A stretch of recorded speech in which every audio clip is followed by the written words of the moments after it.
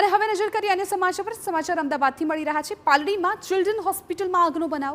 Vrindavan children હોસ્પિટલમાં short circuit થતા લાગી આગ।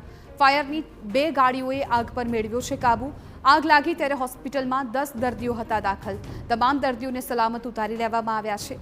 હોસ્પિટલમાં ફાયર સેફટીના સાધનો હતા, તે અંગે થશે તપાસ।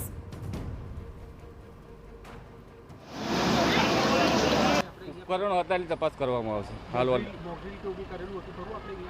મોકડ્રીલ હવે તપાસ કરી પછી હા અવારનવાર મોકડ્રીલ થતી હતી, અહીંયા મોકડ્રીલ કરેલી છે, આપણા તરફથી મોકડ્રીલ થતી હતી બાળકોને ચિલ્ડ્રન હોસ્પિટલ। અને જે જવાનો રસ્તો છે સાંકડો છે કે જવાનો રસ્તો સાંકડો છે ઓલરેડી। તો જે ફાયર સેફટીના માનાંકો છે એનું ઉલ્લંઘન થતું જણાય છે પ્રાથમિક રીતે? હાલ જણાય હતો।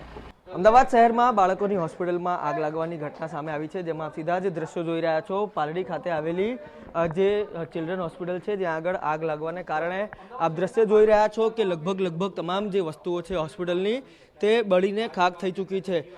નસીબ સારા હતા, જેના કારણે કોઈ પણ બાળકોને ઈજા થઈ નથી અથવા તો પછી કોઈ પણ અનિચ્છનીય ઘટના સામે આવી નથી, પરંતુ આપ આજે આગ લાગી હતી જેને અત્યારે કંટ્રોલમાં લેવામાં આવી છે। દ્રશ્યો પરથી અંદાજો લગાવી શકો છો કે કયા પ્રકારની ગંભીર આ આગની ઘટના હતી, જેના કારણે તમામ જે અહીંયા વસ્તુઓ રાખવામાં આવી હતી તે બળીને ખાક થઈ છે।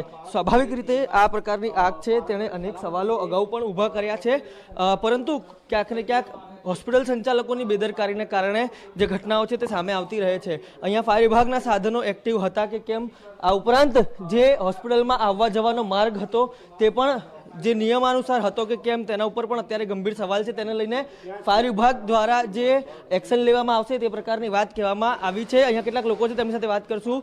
શું કહેવા માંગો છો કાકા, તમે આજે આગ લાગી હતી? એક શોર્ટ સર્કિટ જેવું થયું છે, બીજું કંઈ આમાં હતું નહીં। કેટલા લોકો દાખલ હતા, કેટલા બાળકો દાખલ હતા?